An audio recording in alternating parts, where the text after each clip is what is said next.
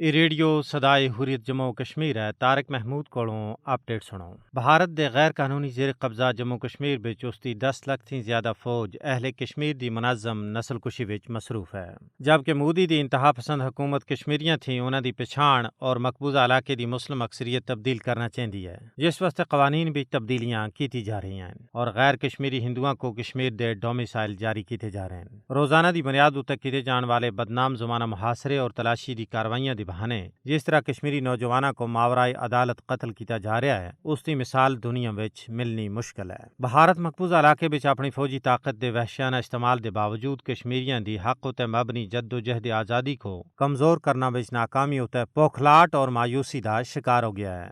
عید دے موقع اتے بھی مقبوضہ علاقے وچ آبادیاں اتے بھارتی فوج دے دہشت گرد حملے، کرفیو، محاصرے، چھاپے، قتل و غارت گری اور ریاستی جبر دا سلسلہ بدستور جاری رہا۔ انہاں کو اجتماعی طور اتے عید دی نماز بھی ادا نہیں کرن دیتی گئی۔ بھارتی فوجیاں سن اپنی ریاستی دہشت گردی دی تازہ کاروائیاں دے دوران آج صبح ضلع بانڈی پورہ وچ 2 اور کشمیری نوجوان شہید کر دیتے۔ اس دی پہلا بھی سوپر وچ 2 نوجوانوں کو قتل کر دیتا گیا سا۔ بھارتی ظالم فوجیاں سن اس مہینے جولائی وچ 26 نوجوانوں کو شہید کیتا، جبکہ گزشتہ مہینے جون وچ 16 بندیاں کو گولیاں مار کے قتل کر دیتا گیا۔ بھارتی شفاق فوجی 1989 تھیں جون 2021 تک 95,806 کشمیریاں دی جاناں کن چکے ہیں۔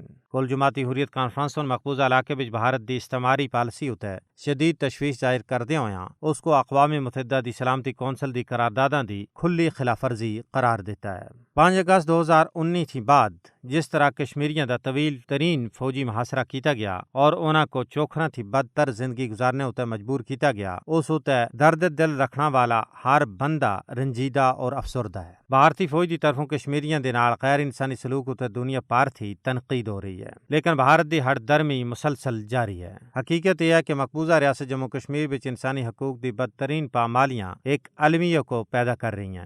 اہل کشمیر دا یہ عزم ہے کہ وہ بھارتی ظلم و جبر دے باوجود بھارت تھی آزادی دی تحریک کو مقصد دے حصول تک جاری رکھ سن۔